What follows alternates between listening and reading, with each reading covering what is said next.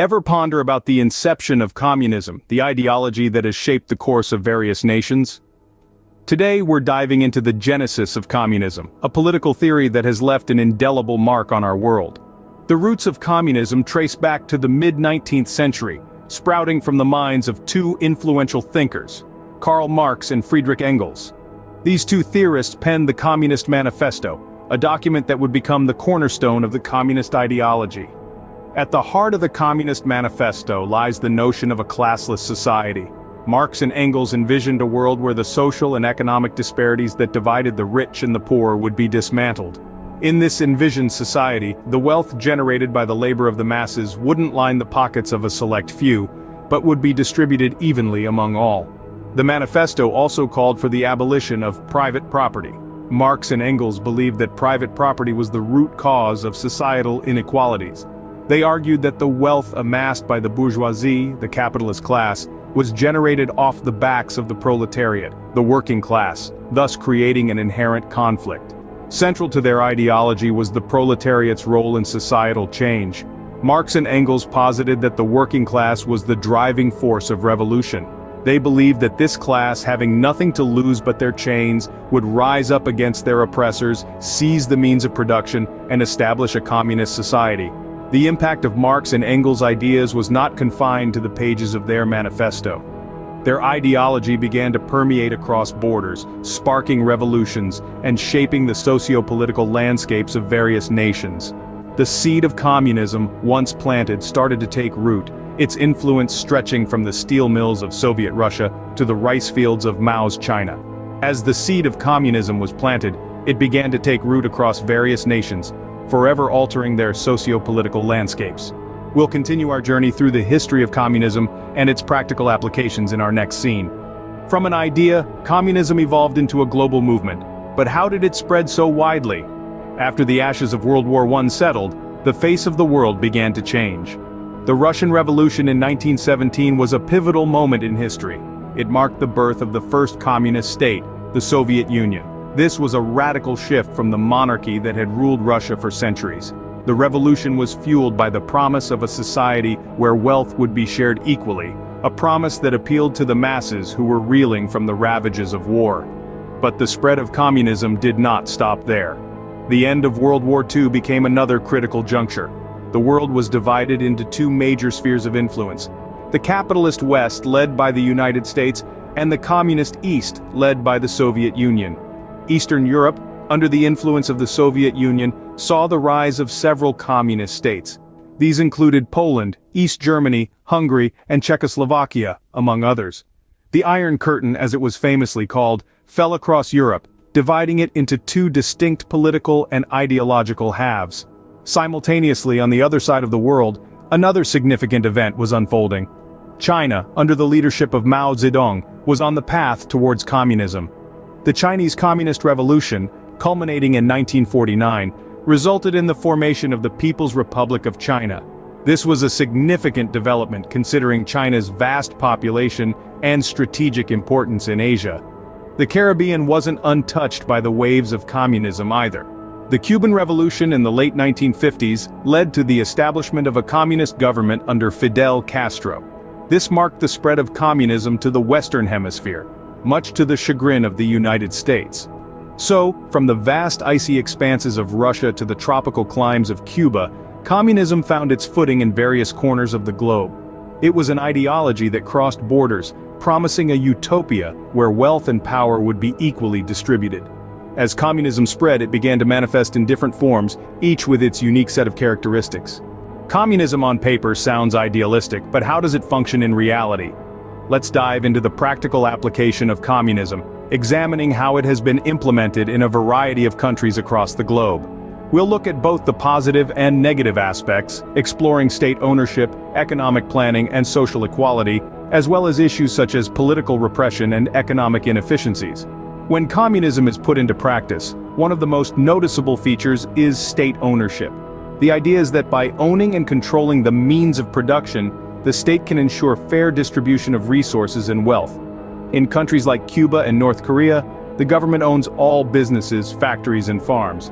This eliminates competition and theoretically ensures everyone has access to goods and services.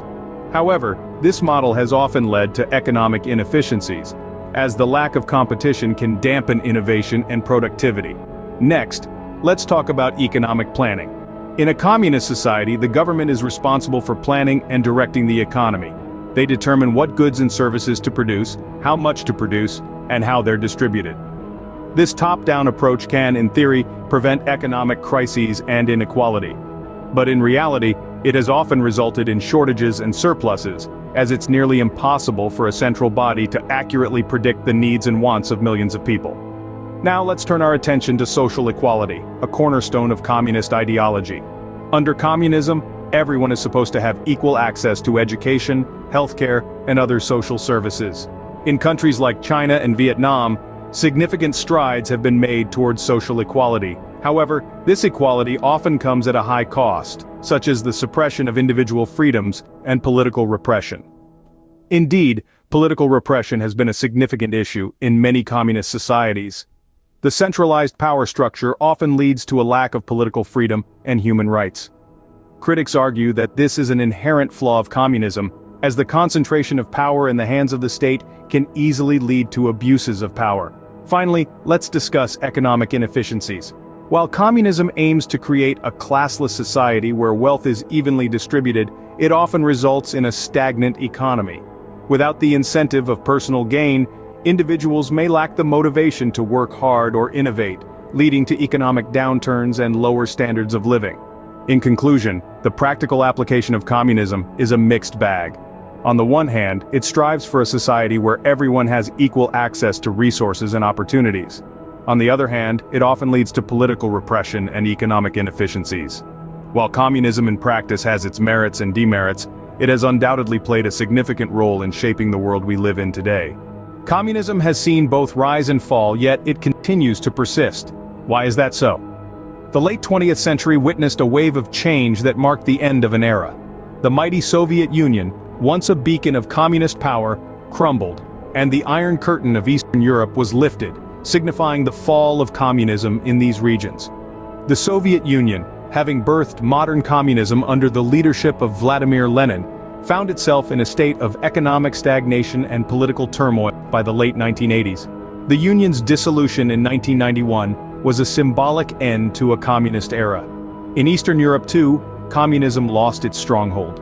The fall of the Berlin Wall in 1989 was a vivid display of the people's yearning for freedom and democracy.